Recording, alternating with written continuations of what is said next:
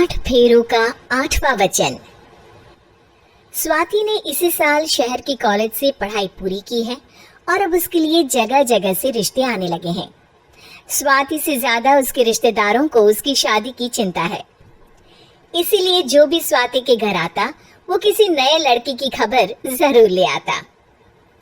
अरे दीदी, ये फोटो देख के बताओ कैसा है। राहुल नाम है लड़के का, मेरी सहेली की बहन का बेटा है। अपनी स्वाति के साथ एकदम प्यारी जोड़ी लगेगी इसकी। जरा दिखाना, फोटो तो बढ़िया लग रहा है।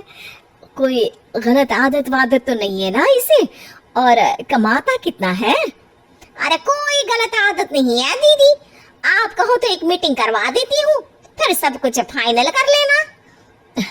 हाँ, ये सही कह रही हो तुम। संडे को स्वाति के पापा भी घर पे ही रहेंगे। बुआ फिर वहां से चली जाती है और रात को स्वाति की माँ उससे कहती है, स्वाति बेटा, आज कमला बुआ ने एक लड़के की फोटो दिखाई है। संडे को वो लोग मिलने आ रहे हैं, तैयार हो ना तुम बेटा? अरे मम्मी, आप कहाँ कमला बुआ के चक्कर में आ जाती हो? अभी इतनी जल्दी कोई शादी वादी नहीं करनी है मुझे। अरे बेटा, अच्छा लड़का है, बुआ जानती है उसे अच्छे से। हाँ स्वाति बेटा, एक बार मिल तो लो, बाद में देखेंगे आगे क्या करना है। वैसे तो कमला रिश्ता लाई है तो मना करने का तो कोई सवाल ही नहीं उठता। संडे की सुबह होती है और कमला बुआ राहुल और उसके मम्मी पापा को लेकर स्वाति के घर आती है। अरे आइए आइए भाभी, इसे अपना ही घर समझिए, इनसे मिलिए। ये मेरे भैया और ये मेरी भाभी है।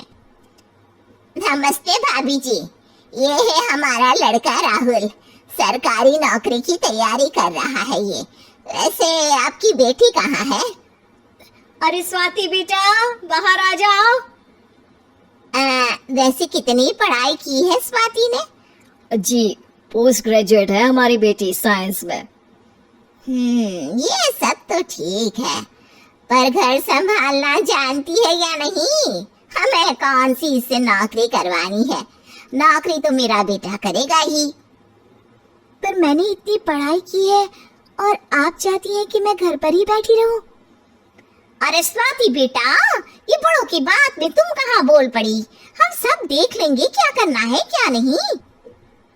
हम तो इसी बात में विश्वास करते हैं कि घर के लड़कियां घर में ही रहे तो ज्यादा अच्छा रहता है, वरना भाई साहब आप तो आजकल के हाल जानते ही हैं, कितनी घटनाएं होने लगी हैं औरतों के खिलाफ।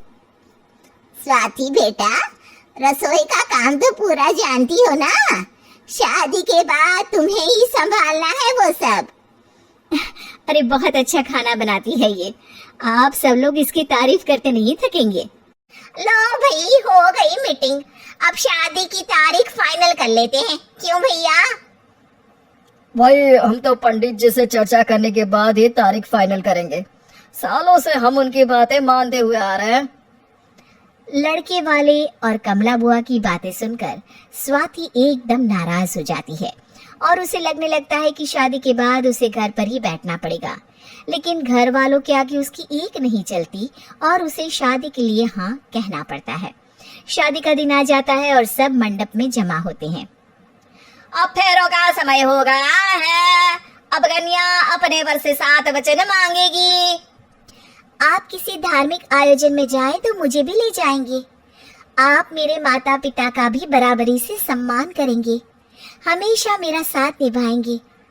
आपको दोनों परिवार की जिम्मेदारियां बखूबी निभानी होगी, हर जरूरी बात में मेरी भी राय लेंगे। आप सभी गलत आदतों से दूर रहेंगे। आप मेरे अलावा किसी और औरत से कोई गलत संबंध नहीं बांधेंगे। ये 7 वचन पूरे हुए, वर क्या तुम्हें ये सारे वचन मंजूर है? जी हाँ पंडित जी, मैं सारे वचन अच्छे तरीके से निभाऊंगा। अरे वाह वाह, बढ़िया तरीके से सब काम संपन्न हो गया। तो इसी के साथ विवाह संपन्न हुआ और आज से ये दोनों पति पत्नी हुए। 1 मिनट पंडित जी, अभी एक वचन लेना बाकी है। अब कौन सा वचन है बेटा? मैं अब हमेशा के लिए किसी दूसरे घर में जाने वाली हूँ, तो पति के अलावा मैं अपने सास ससुर से भी एक वचन लेना चाहूंगी। अब कहो बेटी। मैं ये चाहती हूँ कि मुझ पर किसी बात की कोई पाबंदी नहीं लगाई जाएगी।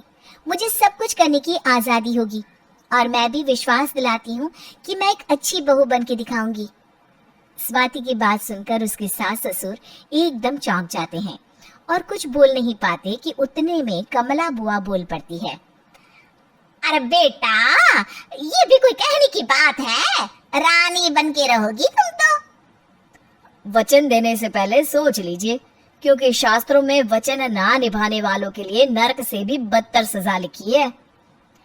स्वाति की चालाकी से वहां मौजूद सब लोग प्रभावित हो जाते हैं और लोगों में बदनामी ना हो जाए, इस कारण स्वाति के सास ससुर को उसे वचन देना पड़ता है।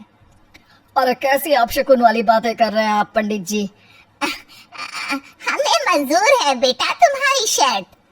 स्वाति अपनी समझदारी से अपनी बात अपने ससुराल वालों से मनवा लेती है और खुशी खुशी राहुल से शादी कर लेती है। अब से हर शादी में मैं खुद 8 वचन दिलवाऊंगा। ओम मंगलम मंगलम मंगलम।